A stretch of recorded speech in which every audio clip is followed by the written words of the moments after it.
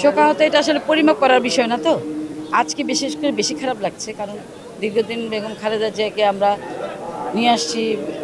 আমরা জিয়ার মাজারে হাতে করে নিয়ে এসে ওখানে আমরা একসাথে দাঁড়িয়েছি, শহীদ জিয়ার মাজার জিয়ারত করেছি। আজকে একটা অন্যরকম ফিলিং, ওনাকে ছাড়া এবং ওনার কবর জিয়ারত করতে আসছে, এটা আসলে ভাষায় প্রকাশ করার মতো না।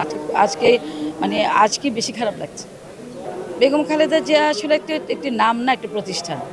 আমি মনে করি তার যে কর্মময় জীবন এবং তার যে আন্দোলনের জীবন, তার আপসীর নেতৃত্ব, তার সাম্রাজ্য আধিপত্যবাদের বিরুদ্ধে তার যে ভূমিকা, এবং এই যে বারবার বাংলাদেশের স্বাধীনতা সার্বভৌম নিয়ে চক্রান্ত, সেই চক্রান্তের বিরুদ্ধে তিনি যে পাহাড় সম হয়ে দাঁড়িয়ে এই চক্রান্তকে রুখে দাঁড়ানো, এবং বাংলাদেশের মানুষের প্রতি তার যে ভালোবাসা, এই যে প্রতিটা বিষয়, এগুলি কিন্তু গবেষণার বিষয়।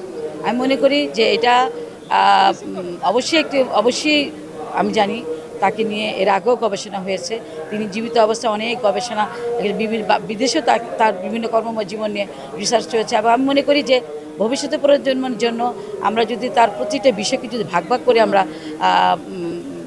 গবেষণা করতে পারি, রিসার্চ করতে পারি, তাহলে ভবিষ্যৎ প্রজন্মের জন্য তারা অনেক কিছু তারা শিখতে পারবে। এবং বিশেষ করে আজকে যে আমরা দেখছেন যে 24-এর গণ আন্দোলনের মধ্যে যে আজকে যে আমাদের যে ছোট ছোট ছাত্র ভাইয়েরা জীবন দিয়েছে, এবং আজকে যারা নেতৃত্বে পরবর্তীতে এসেছেন, এবং দেখেন আজকে কয়েকদিনের মধ্যে তাদের মধ্যে কেমন একটা ভাঙনের সৃষ্টি হয়েছে। এবং এখানে আদর্শটা কোনো বিষয় ছিল না।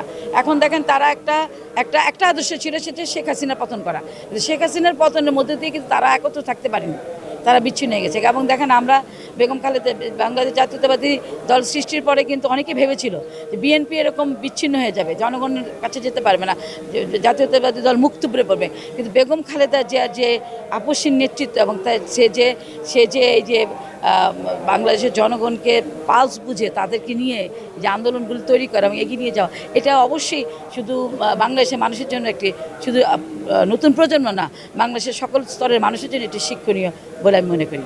ওনার সব গুণই ধরে রাখতে চাই। তো বিশেষ করে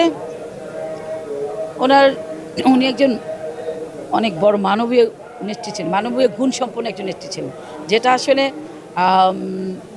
বাইরে থেকে খুব কমই বোঝা যায়।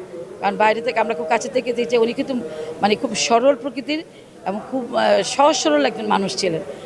এটা আমরা কাছে থেকে আমি অন্তত ব্যক্তিগতভাবে বুঝি, যেমন অনেকেই তাদের আলোচনা আজকে বলছে যে বেগম খালেদা জিয়ার মানবীয় গুণটা অন্য সকল গুণের মধ্যে থেকে আলাদা করা যায়, এবং তার চরিত্রের যে দৃঢ়চেতা, যে এবং উনি জীবনে যেটা একক সিদ্ধান্ত নিয়েছে, সেই সিদ্ধান্তগুলো কিন্তু সঠিক হয়েছে আমার পরবর্তীতে দেখেছি। এবং অন্য সময় যে সিদ্ধান্তগুলো অন্য অনেকের কাছ থেকে যেগুলো নিয়েছে, সেগুলো অনেক সময় রং হয়েছে। কাজে ওনার যে দৃঢ়চেতা, ওনার যে ধৈর্য, ওনার যে মানবীয় গুণ, এগুলো প্রত্যেকটিই যদি আমরা আমাদের চরিত্রে ধারণ করতে পারি, তাহলে আমরা অন্তত ওনার স্মৃতির প্রতি কিছুটা হলেও শ্রদ্ধা জানাতে পারবো। আসলে অনেক স্মৃতি, আর সব স্মৃতি না বলা যায় না। হ্যাঁ, একটা স্মৃতি বলি।